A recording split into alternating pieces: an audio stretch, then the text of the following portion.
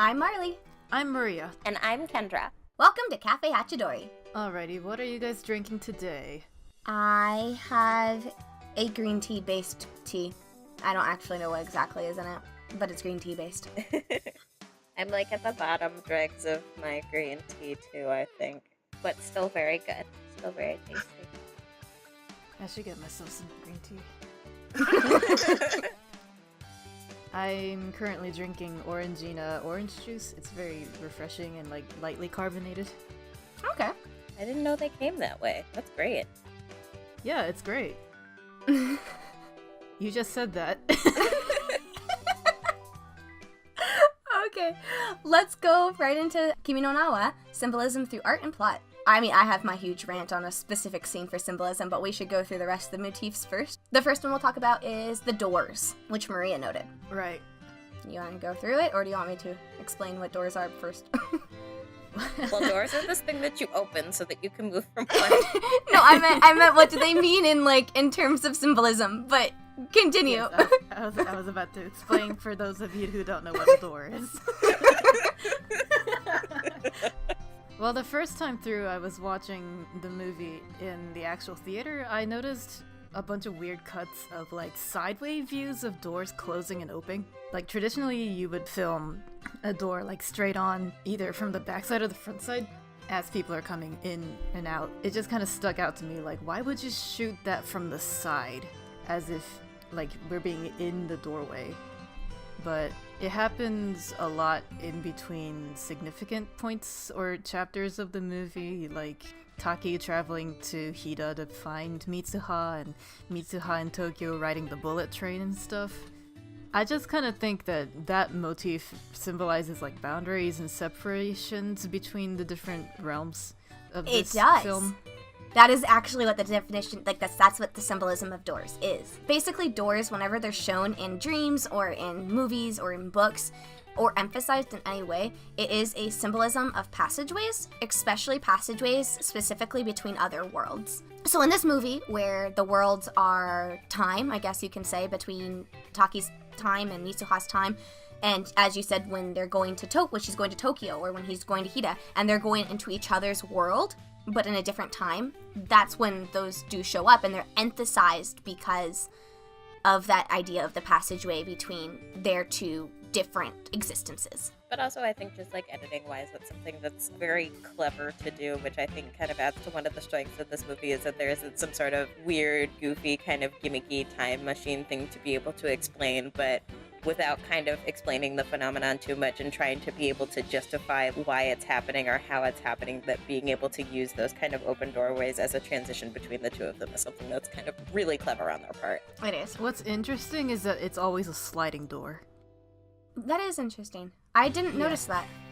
It's always a sliding door, because opening a Western hinged door doesn't really work for that shot. You mean a regular door?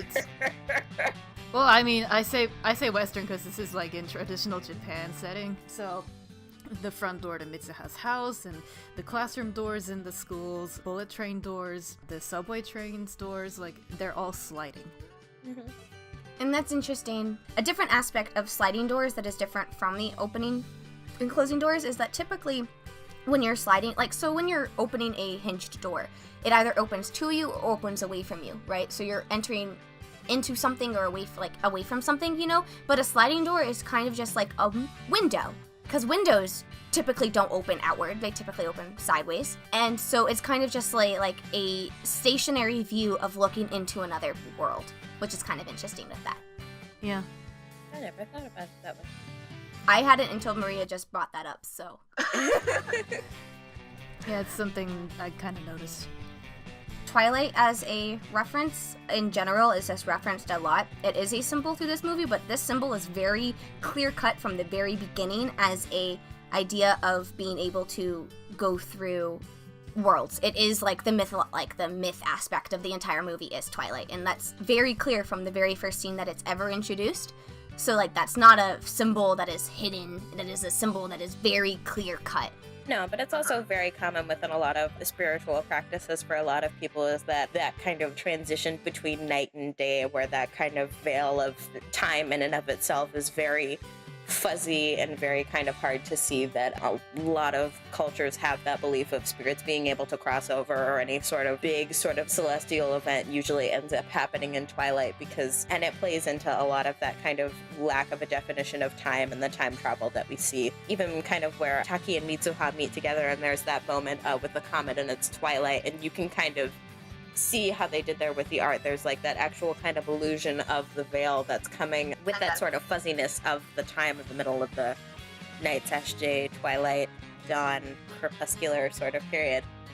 It's not how you're supposed to use the word crepuscular, I apologize.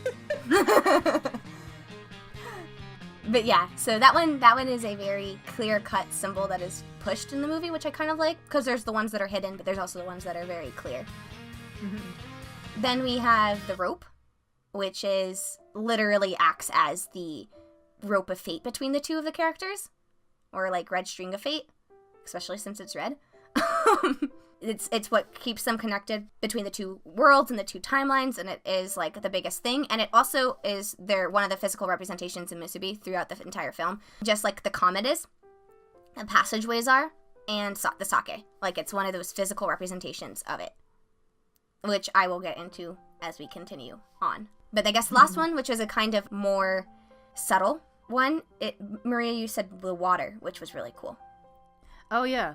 So in the underworld, when Taki is in Mitsuha's body and she goes with her grandma and her sister to the Goshintai shrine, or the holy tree. So there's a tiny little stream that they have to cross to get into the underworld.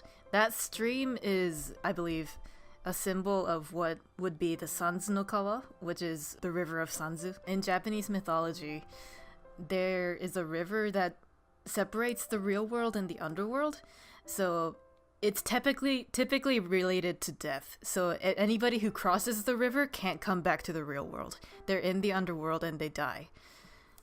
So I thought that was a kind of a cute little take on the Sanzu no Kawa. And then when Taki comes back later in the film to the underworld and tries to cross that river, the stream, it's widened so much because of the rain and the erosion that happened within the 3 years that he was gone, or that passed between him and Mitsuha. It just kind of seems like the Sanzu no Kawa was trying to prohibit him from crossing into the underworld, like trying to keep him from going into that new realm, like finding that fuzzy area. Yeah, that was probably something that not many American audiences would have realized. No, but as soon as you kind of started talking about like the river and everything, it immediately like put me to Greek mythology, and I was like, yep, I totally get why I never would have seen that. The river that separates life and death, and then the whole like speech about how you have to leave something behind if you want to return, which is really important because when Taki in Mitsuha's body first goes, they leave the sake behind, which is a representation of themselves because that is a part of them. Then when Taki leaves the second time, do you guys have any idea of what I think, at least, what he leaves behind? Yes, but I want to I want to hear it from you to see that I'm right. Well, I want to hear your guys' reactions to it. Well, for me at least, what I'm assuming is his memories, and they lose that. You know, they lose that aspect of themselves, is he gives up their memories and what he knows in order to go back and save her. Because Mitsuha wakes up in Taki's body and is able to cross over the river pretty much easily, right? And goes up to the top of the mountain and sees like the whole world, like her entire world has been destroyed. She had no issues doing that. And then Taki has to get back to her and her body. In order to be able to cross between the two worlds one more time, he gives up that ability to remember. And it's kind of important for that aspect because all of the other women in the family seem to remember their body swapping situations. That is what I at least believe that he left behind, that she also left behind when they left that area. So speaking of that scene, I will go into my huge major rant about my favorite symbolism scene in the entire movie. Feel free to ask me or ask any questions as I continue this. And it is the sake trip. In this scene, we get the incorporation of all the other symbols that happen in the movie. We get doorways, we get water, we get fire, we get the Twilight colors, because all the scenes are basically in the same kind of color palette as the Twilight scene. We get all of these different symbols that are just happening, and it's like, ayo. compilation of everything from the entire movie, which is when I watched it, I was just like, what in the world is, because that scene, if you aren't looking from it from a symbolism perspective, it's kind of a little trippy, you know, especially the first part of it. And falling down, especially since Taki is falling the entire time, even though he might be rising, he's still falling because he's backwards and looking up at it. Which is basically the idea of loss of control, that he's feeling overwhelmed, that he has no control over the situation, and that the warning of him that the possible future has disastrous consequences for present behavior. It's like a warning. Him falling is a warning, which is really, really interesting. I don't know if the animators actually completely intended all of that to be seen when they did it, but they did.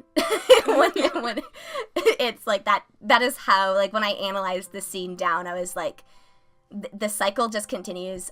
Every aspect of those scenes I could break down for you, like, detail by detail of why, like, at least for me, why it represents that cycle and how everything is connected through the red line of fate. That only is the reason that they are connected. The sake gets him into the trip, but the red line of fate is what connects them completely and allows him to branch through back to her.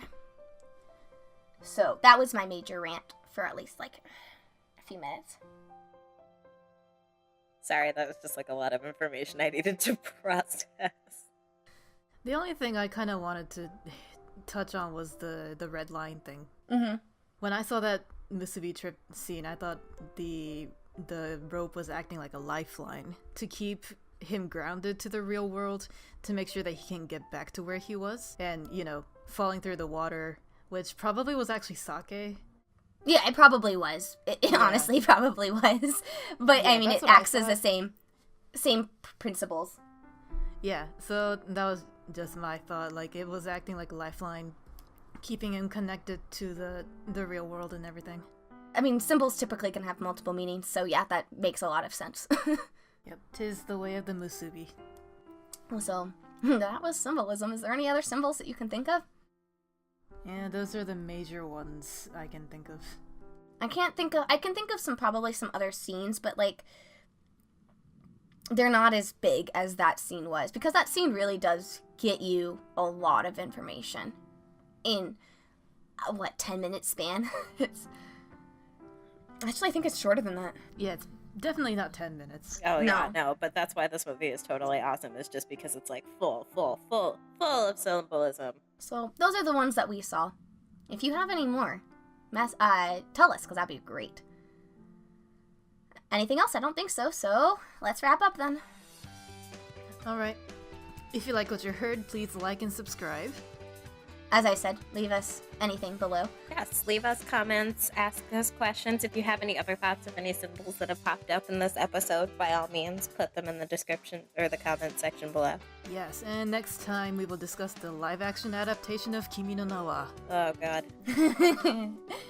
We hope you join us again at Cafe Hachidori. Bye.